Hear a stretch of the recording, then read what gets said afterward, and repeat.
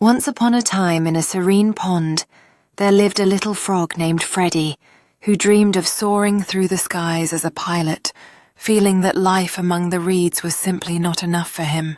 Freddie often sat by the shimmering water watching birds fly high above, and one day he decided he would build himself a plane out of leaves and twigs to make his dream come true. After days of hard work, he crafted a peculiar little contraption that looked nothing like the planes he admired, but filled him with pride, eager to set off on his first flight. With a deep breath, Freddie launched himself into the air, feeling an exhilarating rush as he spread his arms wide, dreaming of flying just like the birds he admired. The thrill of flight quickly turned into panic, as he realized his invention wasn't quite ready for the skies and he began to tumble down towards the pond. With a loud splash, Freddie landed safely in the water emerging from the depths, with an exhilarated smile, feeling the thrill was worth the risk, even if his flying didn't go as planned. As he recounted his adventure, Freddie's friends cheered for him, their laughter ringing out in the evening air, and he realized that even if he hadn't achieved his dream yet, he had already taken a giant leap towards it. एक शहर का लड़का जिसका नाम अर्जुन है जंगल में खो जाता है, जहां उसे एक चंचल बंदर मिलता है। अर्जुन उस बंदर की हरकतों को देखकर प्रभावित होता है और समझता है कि दया का क्या महत्व है।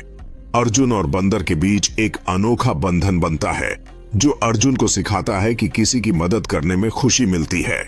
इस अद्भुत अनुभव के दौरान अर्जुन सीखता है कि दया और सहयोग से सभी जीवों में खुशी बढ़ सकती है।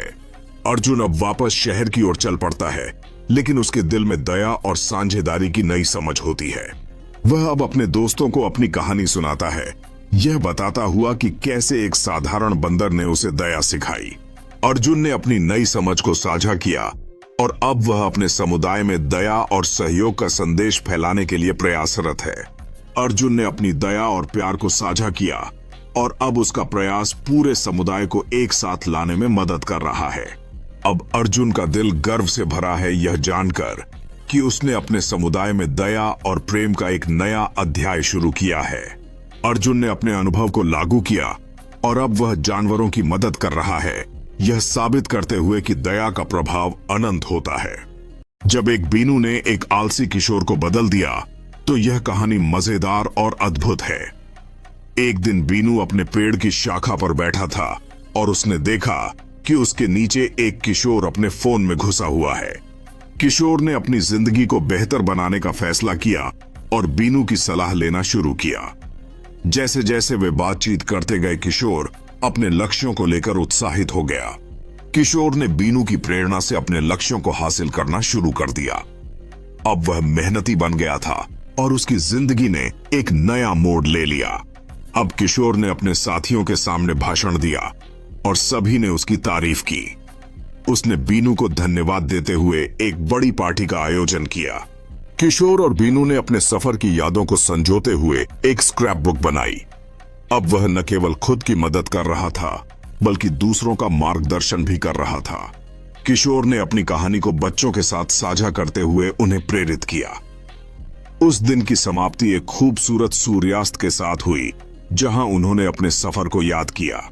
एक बार की बात है, एक रंग बिरंगे गांव में एक शरारती कौआ रहता था।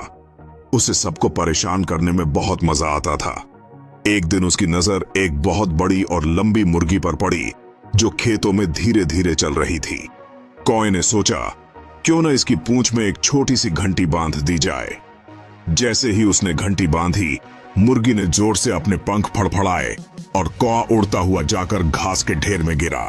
गांव के सब जानवर हंसने लगे और कौए को समझ आ गया कि ज्यादा शरारत कभी कभी मुसीबत बन जाती है। उस दिन के बाद कौआ ने समझ लिया कि मस्ती करने में मजा है, लेकिन दूसरों को परेशानी में डालना कभी कभी गलत होता है। कौआ ने फैसला किया कि अब वह अपने दोस्तों के साथ मजे करेगा और किसी को परेशान नहीं करेगा।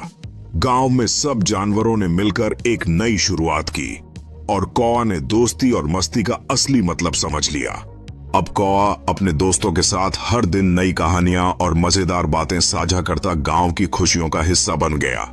कौआ ने सीखा कि सच्ची खुशी दूसरों के साथ समय बिताने में है और अब वह सबका प्रिय दोस्त बन गया।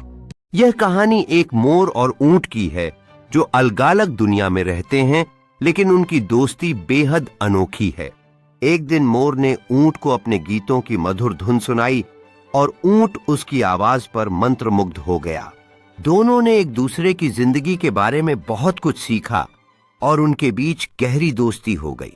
एक दिन मोर ने ऊंट को नृत्य सिखाने का निश्चय किया और ऊंट ने भी मोर को डांस करने के अपने तरीके बताए। इस प्रतियोगिता में दोनों ने एक दूसरे को हंसने का कोई मौका नहीं छोड़ा और ये उनके बीच खुशी की एक नई लहर लाने लगा। रात को जब आसमान में तारे चमकने लगे तो मोर और ऊंट ने एक दूसरे से अपने सपनों और भविष्य की बात की। मोर ने ऊंट के साथ अपनी खूबसूरत पंखों में से एक साझा किया, जिसने उनकी दोस्ती को और भी मजबूत बना दिया। दोनों दोस्तों ने अपनी दोस्ती का जश्न मनाने का फैसला किया और उन्होंने जंगल के सभी जानवरों को बुलाया।